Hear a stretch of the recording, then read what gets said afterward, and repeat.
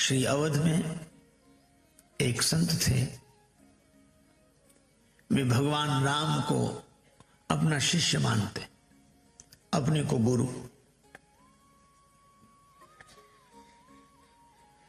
इसलिए मंदिर के अंदर कभी नहीं जाते, बाहर ही बैठे रहते। कोई कहता कि मंदिर में क्यों नहीं जाते का, राम जी सिंहासन पर बैठे होंगे, साथ में श्री जानकी जी होंगी, अब मैं उनका गुरु हूं तो जाना अच्छा नहीं लगेगा, उनको संकोच होगा। मंदिर के अंदर ही नहीं जाते, बाहर ही एक कुटिया थी उसमें रहते, और कुटिया में राम जी का एक चित्र, खड़िया पाटी छड़ी। बाहर से लोग सुनते, अंदर से सुनाई पड़ता, कहते राजा के बेटे हो, जरा पढ़ लो, 2 अक्षर याद रहेंगे तो काम आएंगे। कभी कभी लगता है कि राम जी नहीं पढ़ रहे तो छड़ी दिखाते, पढ़ते नहीं हो तो भगवान भी भाववश उनका जो चित्र था वो कांपने लगता, तो रोने लगते कि अरे तुम भी तो नहीं मानते हो, पढ़ो। यही उनका काम था रोज का। मंदिर में कभी नहीं जाते, कोई मंदिर में जाता, बाहर निकलता तो पूछ लेते राम जी ठीक है, सब ठीक है। बस एक बार महात्माओं ने कहा कि ये क्या ढोंग है, भोजन में उपस्थित रहते हो और भगवान के मंदिर में नहीं जाते हो। भैया मेरा भाव नहीं, चलो। साधु हाथ पकड़ कर ले गए, कहने लगे राम जी ये लोग जबरदस्ती ला रहे हैं, आप स्वयं संभाल लेना अपनी मर्यादा। और लोग जबरदस्ती ले गए तो आश्चर्य, श्री राम जी का मुकुट झुक गया, श्री जानकी जी के मुख पर घूंघट आ गया। सबने यह दृश्य देखा, धन्य है इनका भाव, और उस स्थान का नाम हो गया गुरु सदन बिहारी रामलला। श्री अवध के यह प्रसिद्ध संत। भगवान से नाता जोड़ने में बड़ी अच्छी बात है। नाता जोड़ना यह है, त्वमेव माता च पिता त्वमेव। जीवन में जो आपकी माता जी हैं वो जीवन भर माता जी रहेंगी, पिताजी नहीं हो सकते। पर भगवान को चाहे माता बनाओ, चाहे पिता, चाहे बंधु, चाहे सखा, भगवान सब कुछ बनने के लिए तैयार हैं। और रामचरितमानस की ही कथा है कि महाराज मनु ने तो बेटा बना लिया। ज्ञानी जिस ब्रह्म को बताते नित्य निराकार, भक्त उस ब्रह्म को साकार कर दिखाते हैं। और ज्ञानी जिस ब्रह्म को बताते अपना स्वरूप, भक्त उस ब्रह्म के भी बाप बन जाते हैं। भगवान से नाता हो। मिथिला वाले कहते हैं कि हमारी तो राम जी बहनोई है, हम राम जी के सार हैं। किसी ने कहा तुम्हें और कोई नाता ही नहीं मिला, सार हो गए, सखा बनते, सेवक बनते। पर मिथिला वाले कहते हैं कि हम तो राम जी के सार हैं, पर राम जी तो पूरे संसार के सार हैं। कहा कैसे, कहिया पूरे संसार में राम नाम एक सार, और हमरी संसर को करे हम सारहु के सार। और इसीलिए नाते का आनंद है। देखो, भगवान की सत्ता को स्वीकार कर लेना भक्ति नहीं है, भगवान के अस्तित्व को स्वीकार कर लेना आस्तिकता है। भगवान की सत्ता को स्वीकार कर लेना आस्तिकता है, लेकिन भगवान से अपना व्यक्तिगत कोई संबंध जोड़कर उनका हो जाना और संबंध निभाना, इसी का नाम भक्ति है। देखो, बहुत बढ़िया बात मानस में बार बार कही गई कि मनुष्य का धर्म क्या है।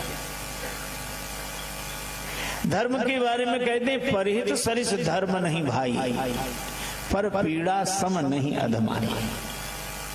परोपकार जैसा धर्म नहीं।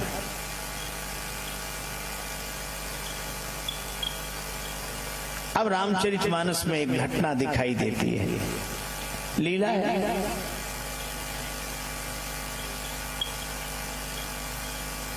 श्री जानकी जी के सामने रावण आया, लक्ष्मण जी रेखा खींच कर गए, श्री सीता जी सोचती हैं कि मुझे रेखा के बाहर नहीं निकलना चाहिए। लक्ष्मण जी कह गए हैं, राक्षस घूमते रहते हैं। तब तक रावण यति वेश में याचना करता है भिक्षा की। श्री सीता जी सोचती हैं कि अगर मैं रेखा के बाहर नहीं निकलूंगी तो यह साधु भूखा चला जाएगा, और यह भूखा ही नहीं जाएगा, इस कुल का धर्म चला जाएगा। क्योंकि हमारे कुल का धर्म है मंगन लहाई न जिनके नाही, मांगने वाले जहां मना सुनकर नहीं जाते। अगर मैं रेखा के बाहर नहीं निकलूंगी तो धर्म चला जाएगा, और रेखा के बाहर निकलती हूं तो कोई संकट आ सकता है। तो क्या संकट के डर से हम धर्म का पालन बंद कर दें? आजकल बहुत से लोग मिलते हैं। एक सज्जन हमें मिले, कहने लगे पहले हम भी बहुत धर्म करते थे, बहुत पुण्य करते थे, अच्छे अच्छे काम करते थे, लेकिन अब हमने सब बंद कर दिए। तो हमने पूछा क्यों बंद कर दिए? बोले हमें कई बार धोखा हुआ। तो दूसरा क्या कहता उसका साथी, बड़ा अच्छा किया, ऐसे ही करना चाहिए। आजकल किसी का कोई ठिकाना नहीं है। हमने उन सज्जन से कहा कि आप भोजन करते हो? हाँ करते हैं। उनका पेट कितनी बार खराब हुआ? तो बोले कई बार हुआ। हमने फिर भोजन बंद कर दिया। विचार तो करो, व्यापार करने में कितनी बार घाटा हुआ, तो क्या व्यापार बंद कर दिया? आज लोग बड़े अजीब हैं। किसी से कहो कि भाई भगवान का भजन करो, तो तुरंत भजन नहीं शुरू करेगा। क्या कहेगा? भजन करो। क्या फायदा? अरे भाई भगवान की कथा सुनो। क्या फायदा? प्रेम से रहो। क्या फायदा? एक आदमी ऐसे ही करता था बार बार। क्या फायदा? क्या परेशान हो गए। हम जो कहें उसकी तुरंत बाद कहे क्या फायदा। तो हमने कहा तुम बीड़ी पीते हो? बोले हाँ पीते। हमने कहा क्या फायदा? तंबाकू खाते? बोले हाँ खाते। हमने क्या फायदा? बोले इसका मतलब, हमने कहा इतनी चीजें बिना फायदे की सोचे करते हो। एक भगवान का नाम ही मिला है जो फायदे की सोचे बिना नहीं ले सकते। क्या फायदा? क्या फायदा? और हमें लगता है कि ये फायदे की बात सोच सोच कर भगवान नाम को छोड़ देने से क्या फायदा।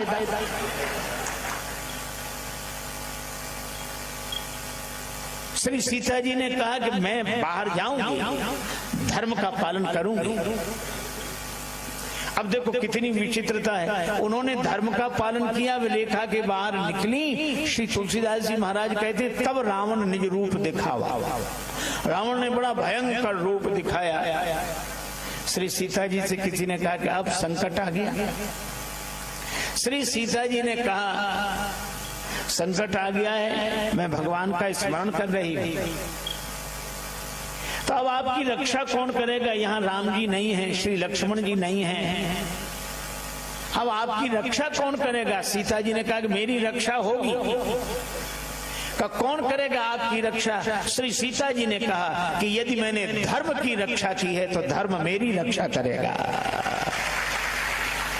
धर्मो रक्षति रक्षितः। जो धर्म की रक्षा करता है, धर्म उसकी रक्षा करता है। मेरी रक्षा होगी।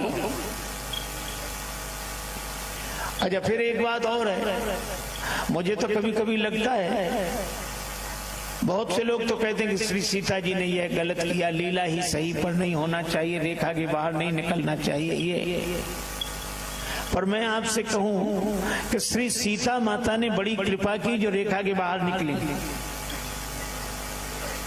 तो इसमें महिमा क्या है? महिमा यह है कि अगर सीता जी रेखा के बाहर न निकलती तो रावण का असली स्वरूप कैसे समाज के सामने आता। तो स्वयं को संकट में डालकर समाज को संकट से बचा लिया। यह जानकी माता की महिमा है।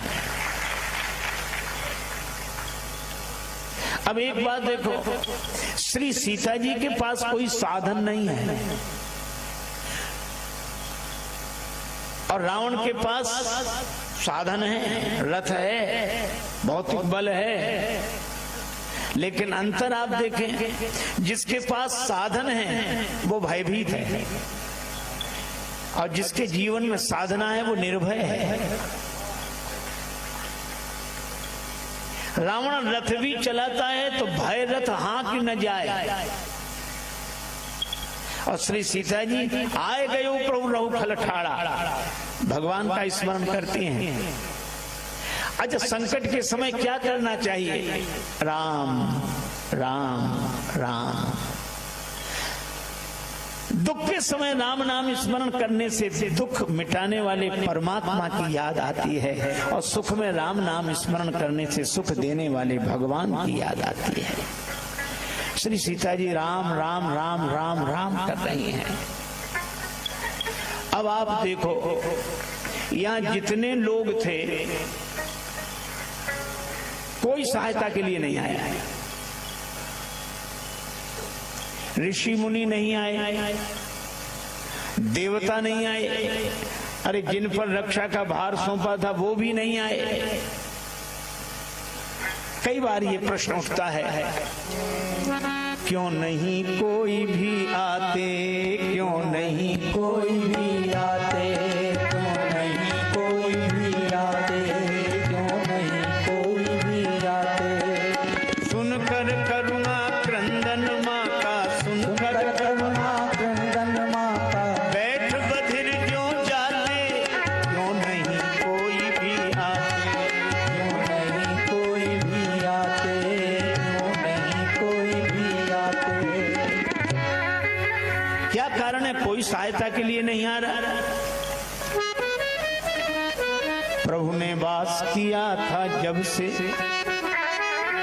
प्रभु ने वास किया था जब से, विगत त्रास मुनि हुए थे तब से।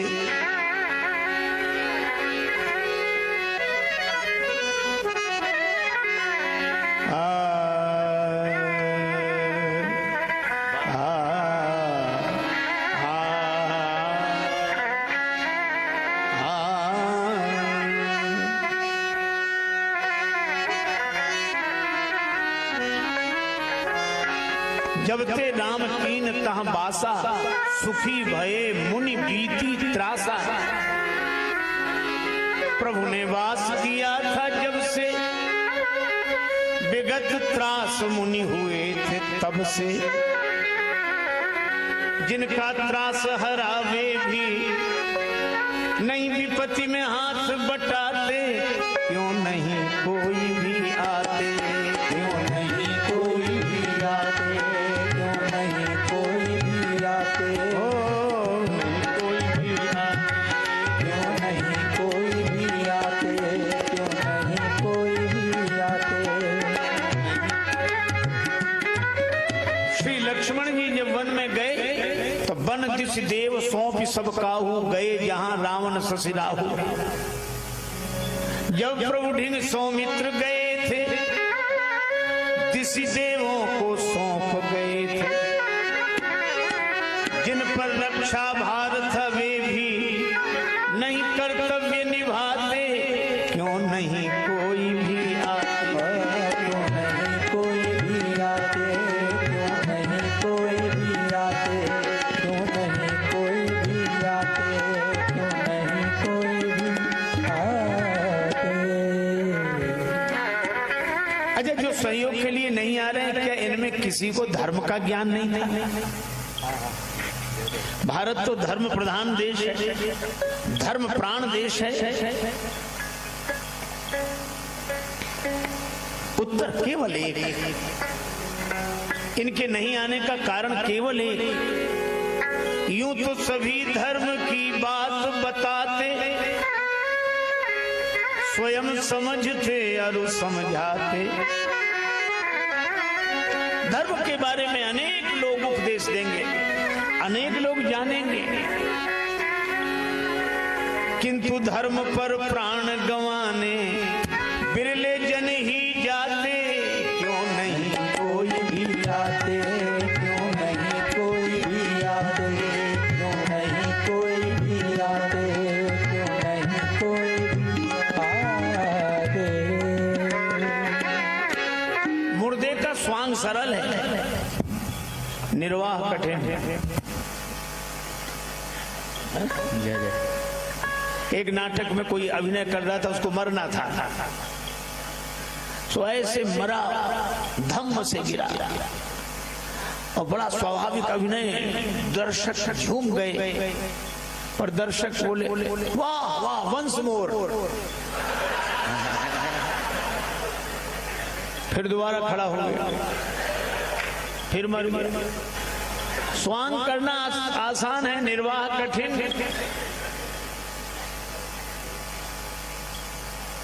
सचमुच धर्म के पथ पर चलने वाले तो एक मिले जटायु जी, धर्म के बारे में जानने वाले अनेक थे। स्वयं श्री सीता माता का हरण करने वाला भी धर्मज्ञ था, धर्म ग्रंथों का ज्ञान था उसे, और जटायु जी को तो कोई ज्ञान नहीं। गीध अधम खगा आम को भोगी, पक्षियों में भी अधम पक्षी, मांसाहारी पक्षी, कोई नहीं बोला, जटायु जी बोले। और रावण से ये नहीं कहा कि श्रीमान दशानंद जी खड़े रहो, या आदरणीय लंकेश जी कहाँ जा रहे हो, पूजनीय रावण जी ना, वही कहा जो चोर से कहना चाहिए, रे रे दुष्ट ठाण कि हो, अरे दुष्ट खड़ा रहे, मुझे नहीं जानता। अब रावण ने पहली बार दुष्ट सुना था, उसकी तो लोग रोज स्तुति करते थे।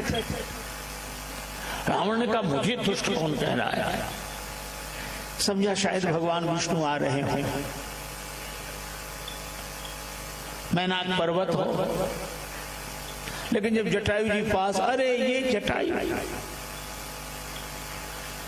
मम कर तीरथ छाणी लिया। अच्छा, जटायु जी ने ऐसे नहीं कि ऐसे ही कह दिया हो, पास जाके समझौता कर लिया हो। कई बार लोग कह देते हैं, फिर नजदीक आके कहते हैं देखो बुरा मत मानना, वो तो 10 लोगों को देखकर कह दिया था। लेकिन आप तो स्वयं समझदार हैं, आपकी छवि धूमिल होती है। जरा ये जटायु जी ने वही कहा जो कहना चाहिए, और जटायु जी ने वही किया जो कर देना चाहिए। अब जटायु जी के पास तो कोई शस्त्र भी नहीं है, लेकिन मुझे लगता है कि रावण के पास साधन है और जटायु जी के पास धर्म की साधना है।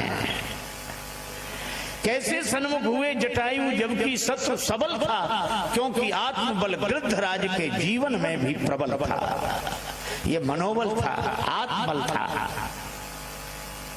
कितना बढ़िया शस्त्र, धनुष हो तो बाण चढ़ाना पड़े, तलवार हो तो म्यान में से निकालनी पड़े, चोंच तो हमेशा तैयार। शुरू चोंचन मारी बिदारिस देही। और रावण कहां कहां बचावे, एक ही क्षण के लिए सही, लेकिन रावण पराजित हुआ, जटायु जी विजयी हुए। दंड एक भई मूर्छा ते ही, प्रकृति के प्राणियों की त्यागियों से प्रीत होती है, और जिनका चरित्र है उज्जवल उन्हीं की जीत होती है। अगर आपको यह वीडियो पसंद आई हो तो हमारे चैनल रामायणी को सब्सक्राइब करें और इस वीडियो को लाइक करके महाराज जी के लिए अपना प्यार प्रकट करें। आप इस वीडियो को शेयर करें ताकि ये वीडियो ज्यादा से ज्यादा लोगों तक पहुंच सके, और कमेंट्स में अपने विचार और सुझाव दें, जिससे हम आपके लिए ऐसे ही वीडियोस और पेश कर सके। जय श्री सीताराम जी।